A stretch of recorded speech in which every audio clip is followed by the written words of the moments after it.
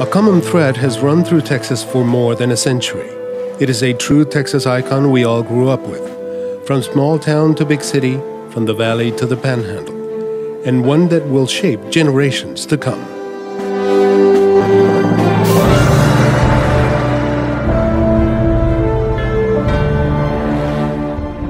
If you look down here, you can see what I think is a little tadpole. Yeah, I see him. This is Philip Shackelford. He's a Texas AgriLife County Extension agent working with Jerry Watson, owner of a vineyard in Belleville. A pond on Jerry's property faces a problem. Yeah. See that southern naiad there? I mean, that stuff produces a tremendous amount of what Mike Master calls biomass. Helping clients like Jerry has always been one of the primary responsibilities of the county agent, and such tasks are at the core of the mission of the Texas AgriLife Extension Service. The Extension Service is a key part of Texas A&M AgriLife, which also includes Texas AgriLife Research, Texas A&M University's College of Agriculture and Life Sciences, as well as the Texas Forest Service and the Texas Veterinary Medical Diagnostic Laboratory. Well, the grass carp would work in here. That's a good biological control. Yeah. They would eat anything that you have growing underneath the water. Oh, yeah. This renowned program, a collaboration of university and state agency expertise unique to the Texas A&M system, shapes the course of agriculture in Texas and around the world. When you contact a county extension agent and ask a question regarding really about any kind of topic that you'd want to think of, you've accessed the greatest information system in the world because of our network, because we are information-based, we're evidence-based, we're research-based, and we're non-biased. Perhaps nowhere does the mission of the A&M system to provide education, research, and service become so personified as in the AgriLife Extension Office, formerly Co-op Extension prior to its change of name and organization in 2008. But by any name, the Extension Service today touches every one of the state's 254 counties. They're going to consume about twice their body weight in a day in vegetation. By solving problems, Shackelford is not only helping his clients save money, but he's protecting the state's resources and also supporting the productivity of the local economy.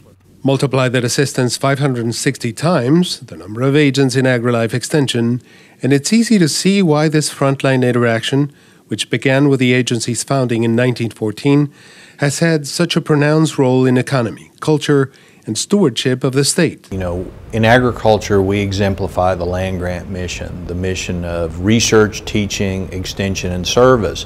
And as we look across our four agencies and here at Texas A&M University and the college, it's really the interaction of those. The specialty of AgriLife Extension, management of information. We're problem solvers. We've continually been able to answer people's questions, whether it's related to their home, whether it's related to their business, but it's that reaching out and helping people help themselves. From computer instruction for kids to nutrition classes in inner city schools to smartphone link-ups out in the fields, the look and feel of the agency has evolved along with the state it serves, which is exactly the way the Extension Service should be, close to the people, their needs, and their changing circumstances. And so when someone asks me, how has Texas changed from its image as the Wild West to a very agrarian Texas, to a Texas that's very diverse in geography and climate and population and ethnicity, all of the things that make up diversity in this state, I argue that extension hasn't had to change. It hasn't had to change if we follow that basic premise that we're asking people what they need. What do people want? What do they ask for? The same thing they always have, information. You know, we don't do it the way that they probably did it way back in 1908 when Tom Marks worked with the corn clubs in Jack County, but or even the way they did it 20 years ago. Now we've integrated technology where we have distance learning for a lot of our courses, a lot of our trainings. I guess still the best method for people to learn is that one-on-one interaction, the teacher-student relationship where they see somebody as an expert in front of a group, talking to those people, demonstrating how to do something. Over the course of a year, Shackelford and the other agents will solve problems ranging from crops to droughts to floods to pests, even water conservation problems, obesity, family issues, or even promoting youth leadership. Each time, service through information is the goal.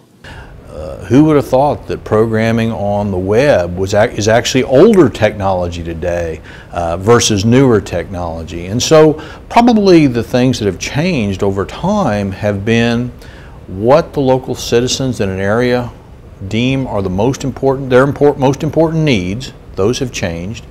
Again, moving from a traditional crop and livestock production type base to programs that involve community development, obesity, pandemic flu, etc. So that's what's changed, as well as the delivery method that our extension professionals, whether it be the agents or specialists, are using throughout the state, and I would argue throughout the nation now with e-extension, to deliver that type of information.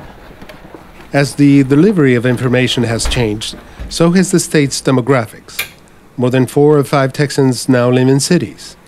The county agent has followed them there and has adapted to new needs and opportunities. County Extension Agent Wenqing Cheng has a PhD in family science. I would say that I'm easygoing and I smile a lot. The fact that I can use that as an agent would help people feel more comfortable and easier to trust me in helping them with their problems or issues. Technologies have always altered the face of Texas and of agriculture. But for the Extension Service, the most fundamental job is and will be to help people directly, wherever they live.